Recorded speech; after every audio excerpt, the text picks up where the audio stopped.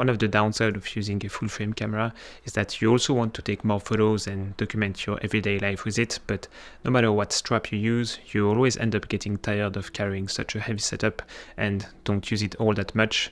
It's a situation I've been in myself until I decided to pick up this Samyang 35mm f2.8 pancake lens. It's been more than 6 months now since I started to use this combination on a very frequent basis, almost like an everyday carry. It's the Sony a7 IV with that Samyang lens, and I believe it could be one of the best options out there for the most lightweight yet very capable full frame camera setup. Not only that, this lens is also one of the cheapest available for the Sony system, but in life there is no free lunch, so no, this lens is clearly not the absolute sharpest or the absolute fastest. You get what you pay for, and actually a little bit more I believe in this situation, but in this video I will be talking about how and why this camera and lens combination made me want to shoot more, and as a result made me a better photographer.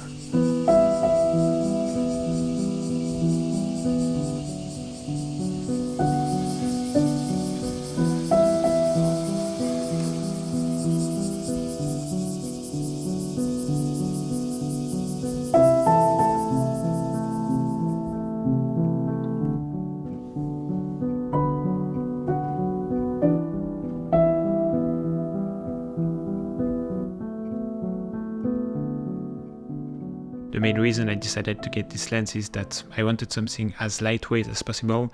My intention was to have a camera setup that I can take with me wherever I go without feeling too burdened by carrying my camera. I have discussed a lot in my recent videos this concept of resistance, being that thing that prevents you from doing basically anything in life. Whatever you would like to become better at, be it sport, diet or photography, if your environment, namely where you are, what sort of schedule you're on, what kind of tools you're using, if those things create too much resistance for you to do the thing, it will become very difficult for you to get better at it. There are still some optimizations I could make in terms of my schedule or my mindset towards photography, but at least with this lens and camera combo, I know that I have something that is very easy to pick up and start shooting. The lens weighs only 75 grams, so it's virtually nothing.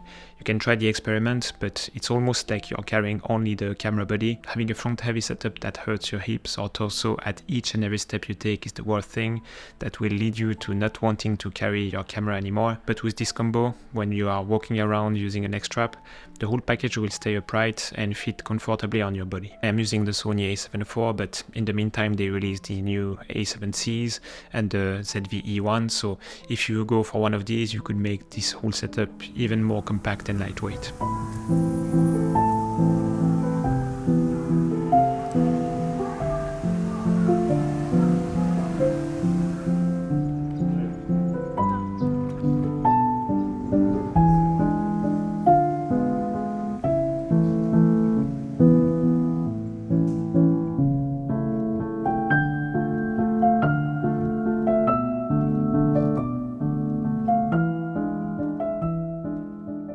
The fact that this lens is a 35mm was another important reason I decided to buy it. 35 is the famous everyday focal length that is very popular and heavily used for all genres of photography, street, portraits, travel and others. It gives you plenty of versatility, but the best thing for me is that 35mm is such an unforgiving focal length. It is so close to how we perceive the world with our own eyes. There's a whole debate about 50mm or 35 being the normal human focal length.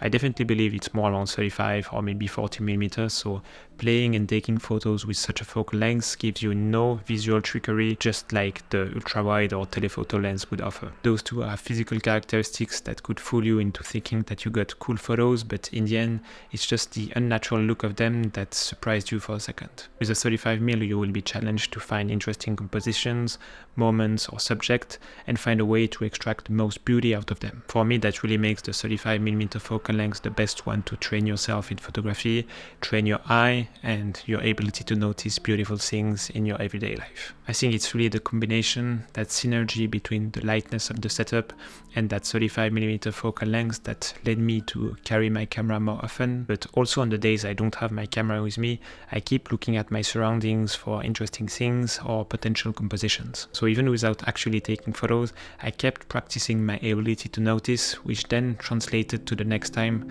I was taking photos with my camera.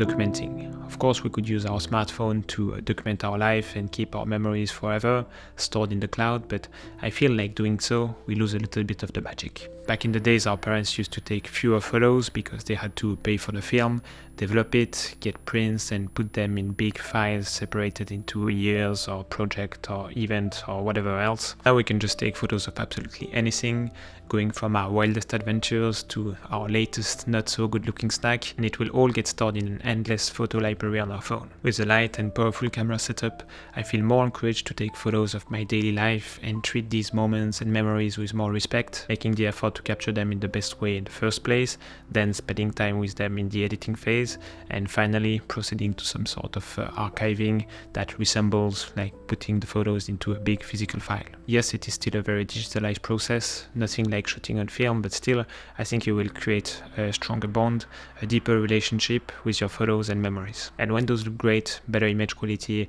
looking a little bit more cinematic because you took them on a proper camera, it is pretty cool.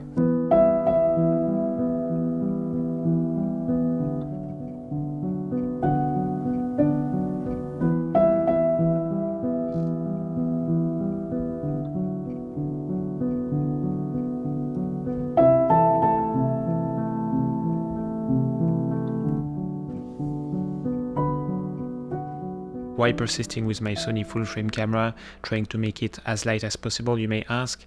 I have the Ricoh GR3, the Fuji X-E4, which are both very capable photography cameras, but having a setup that can do both photo and video really well is crucial for me. Doing YouTube kind of forces me to capture a lot of video too, which sometimes take me away from the photography process. It might sound a bit negative, but I do really like it. The exercise of capturing video is also very interesting, and what I'm looking for in a video clip is different from what I want for a photo. When I pair my Sony with this Pancake lens, I get absolutely stunning photos and videos in a very light and compact package without comprising too much. It has a good enough image quality, fast and reliable to focus, and that's what really sold me on the idea of having a light lens for my Sony a7 IV.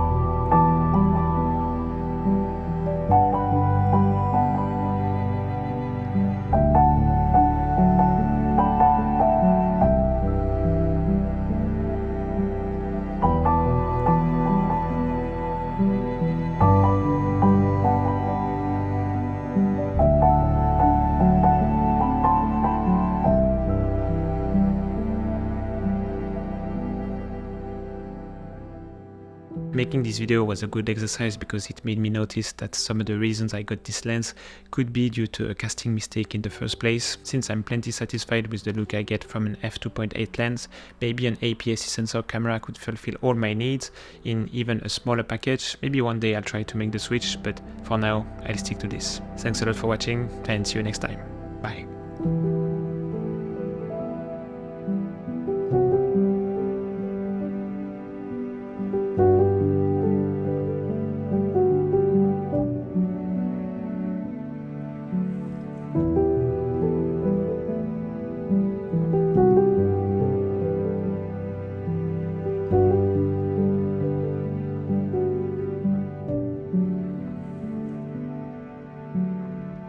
Thank you.